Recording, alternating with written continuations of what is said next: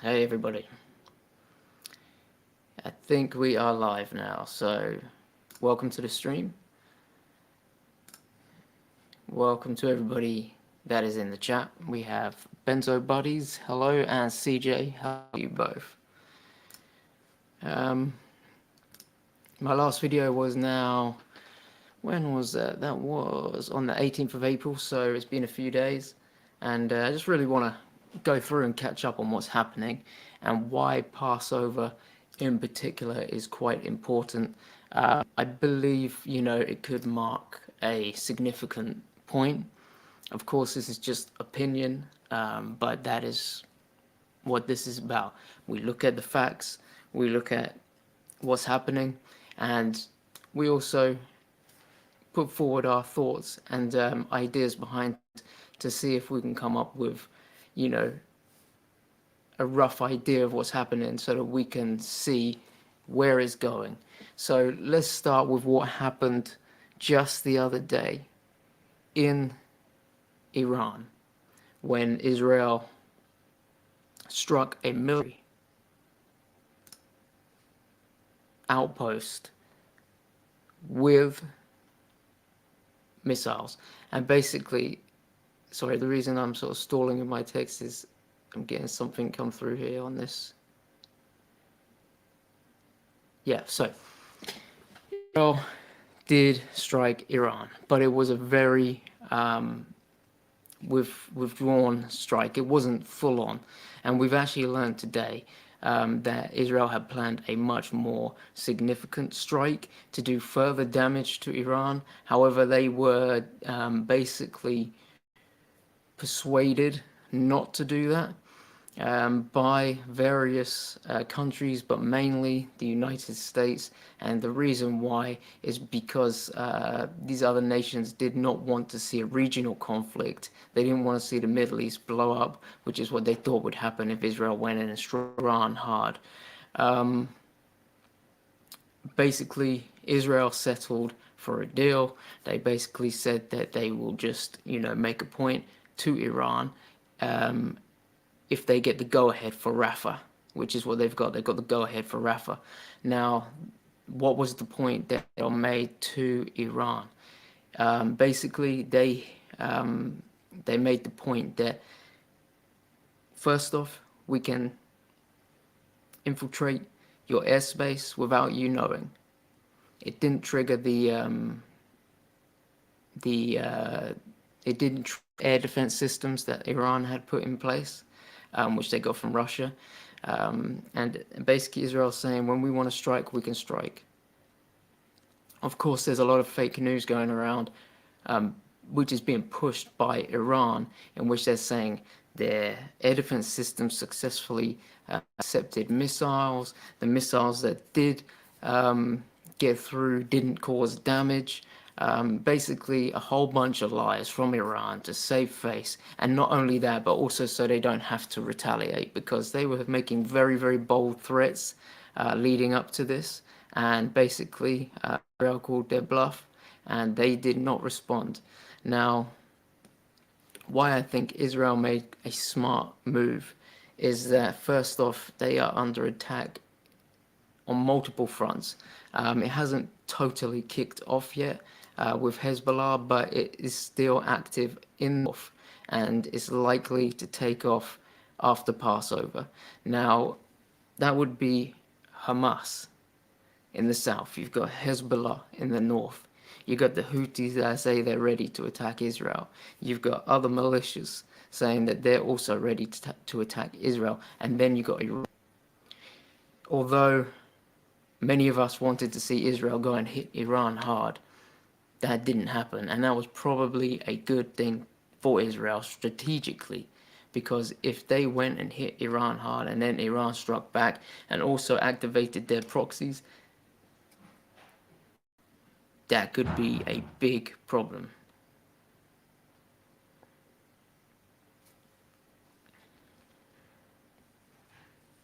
Just one moment, I just need to check the connection.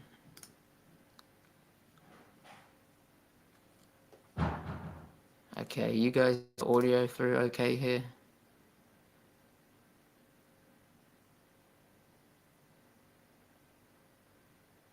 Okay, I think audio is good, right? Okay, so what I got here is I got a couple of videos to show you, and this is the location in which Israel hit Iran, of which Iran says they didn't cause any damage. This video shows otherwise, so I'm going to put that on the screen now.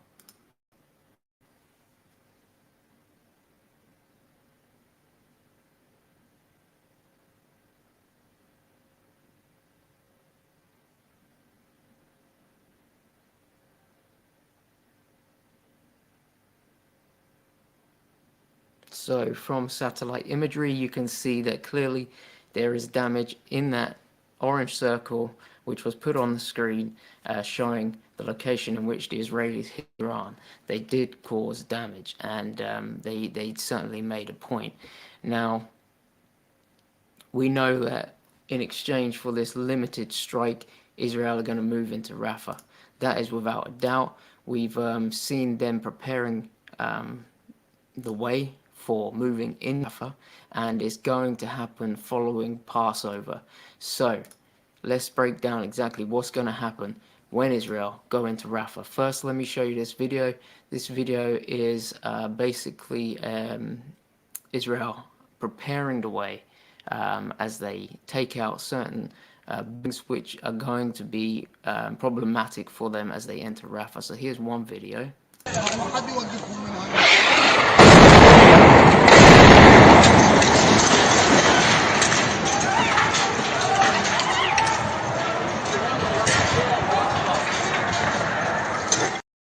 Major damage right there.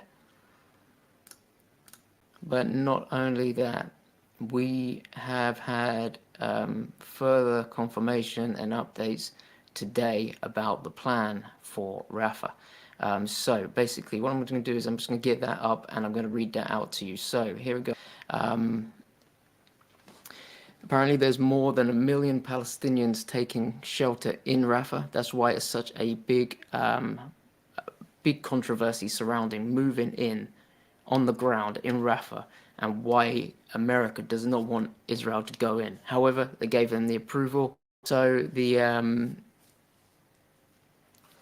move is going to have to be thought out, and it has been, and it's been planned. So what's been said, an Israeli security official said that 1, Rafah is going to happen, and 2, they'll have a surgical operation plan because of how complex it is there, and 3, there's humanitarian activity happening at the same time.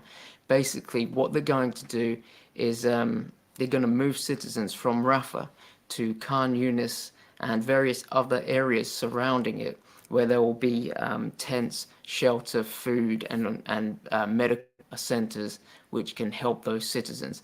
They want to get out as many citizens as possible. Obviously, with over 1 million citizens there that they need to evacuate, that's going to be a difficult task. And there could be civilian injuries and casualties going forward. However, in order to beat Hamas, they have to move in on this final stronghold and take out Hamas and just destroy them for good. Then they can focus on the north and moving in on Hezbollah, which is a much more difficult enemy when compared to Hamas. Hezbollah has far greater capabilities. They have better trained, what am I going to call them? Terrorists. They're terrorists, but they're better trained. They just have had far greater training. Obviously, Iran is funding them and sending them weaponry, drones and missiles, and training their people and all this type of stuff. You got Russia involved in all this as well, behind the scenes. And yeah, it's gonna be big. When Israel moves into the north, it's gonna be big. What will happen exactly, I don't know. But Hezbollah are not going to sit back, and they're not going to retreat as Israel wants them to. They're not going to be pushed further north. That's just not going to happen. So there will be a fight. There will be some major war about to kick off. It will also happen after Passover. Now, as for a date, I don't think there's a firm date set. We've just been told following Passover. That's about as good as it's going to get for us right now. So we're just going to have to watch and see, or as the Bible tells us, watch and pray. In other news, we have this morning there were 8 people arrested. They were going to plan. They were planning a Passover sacrifice. That is with the Passover sacrifice, which is a goat. This has nothing to do with the red heifer. It's a goat. They were arrested, those 8 people. They were young. They were like 17, 16 years of age, but they were arrested. And I found it funny because they were arrested with their goats as well. Just the way it read in the news was funny. But basically, they attempted it. They got arrested and they got told by the police, hey, you're causing more trouble than is good. So please, step back. We don't need this right now. But obviously, it's what they want to do. Regarding the red heifer, I've got no more updates on that in particular for you. As soon as I get updates from some of the people that are dealing with the red heifers, I will certainly let you know. But I don't have an update on when. I don't know. I have an update on if it's all happened. Nobody knows. We know that the heifers are of that age where they can be slaughtered, and obviously those whom are in possession of the red heifers do not want to wait too long because they could get blemishes and then they would be disqualified, and that would be 2,000 years they've been waiting heifer. They've got 4 now that qualify, and then they just disqualify because they waited too long. We'll have to wait and see again. We have to wait and see. And the other thing that happened this morning was there was a terror attack in Jerusalem. 2 teenagers, yes, teenagers, 16 years of age. They were tracked down by special police force. They managed to arrest them and they have been taken into custody. These guys, they do have links with more extreme terrorists. For instance, they are related to terrorists. Well, one of the boys is related to a terrorist that is in Hamas or was in Hamas, and he was a pretty significant person within that. So they do have these links. They're young. If you want to see, some of the videos. In fact, I got some of the videos right here to show you of what happened. Nothing too graphic, but I will show you. Let me just find them for you.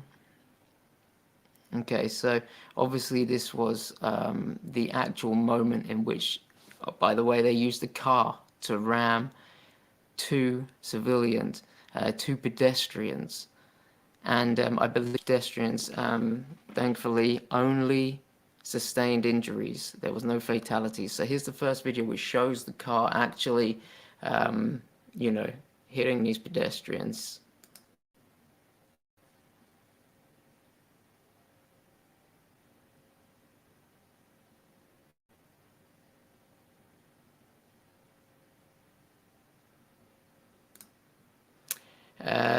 Crazy.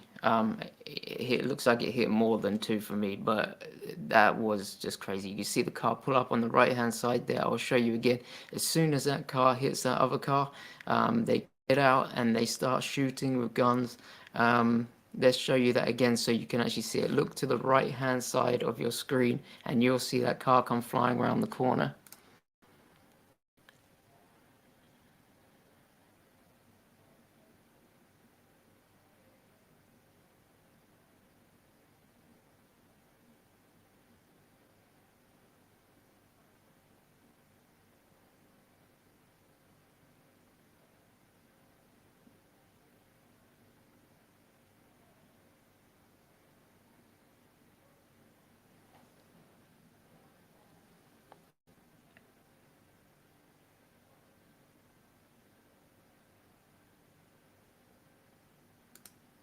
As you can see, all of it there caught on camera.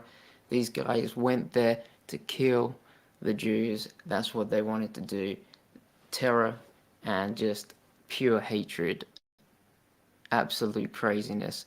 The police were on the scene, and they did get them and they did arrest them. Luckily, for these guys, they didn't get shot. I don't know how that happened, but they got arrested. So here is another video, I believe, showing where the police were on the scene.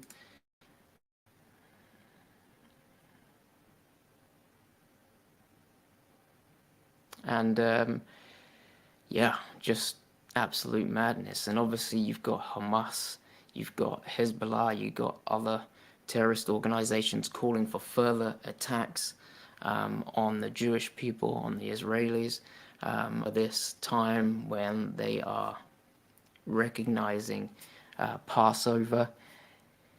Yeah, it's certainly all falling together, you know. It really is. One other video which I found quite amazing was this guy. He had a Palestinian flag. Now, if you follow me on Telegram, you would have seen this video.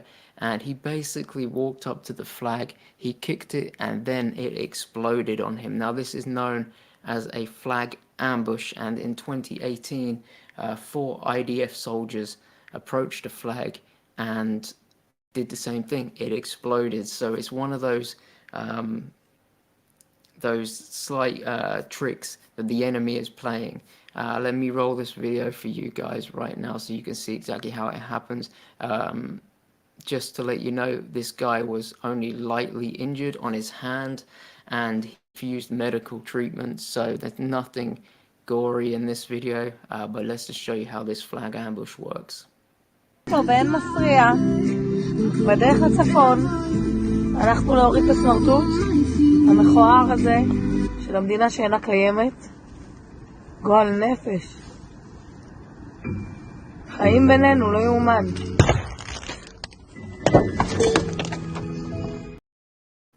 And that's how it works. Basically, it's rigged to an explosive and you go up to it and it will explode. That guy is super lucky that he did not sustain major injuries. I believe he is a reservist of the IDF. So, yeah, he's a lucky guy. I have another video here. I'm not sure what it is. I can't see it, so let me just check this.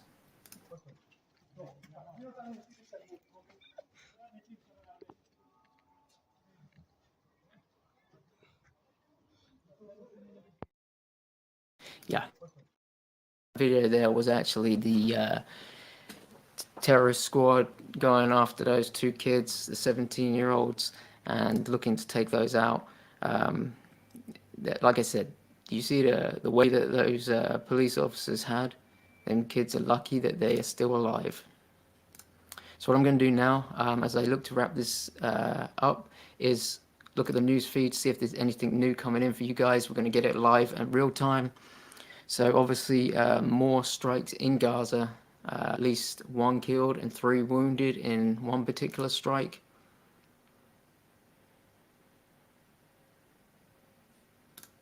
Just looking through the feed now.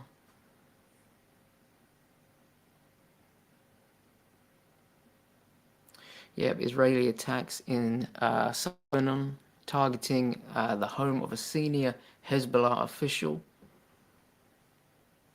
And there is a fatality in that strike, so it could be him, but the identity has not yet been confirmed. So it looks like there was potentially an assassination going on there.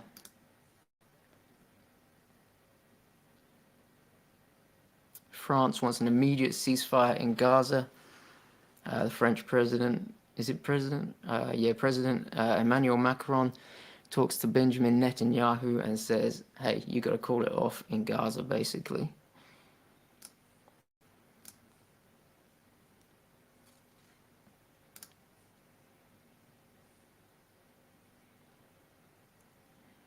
Yeah, so that's pretty much the news updates right now we're looking at.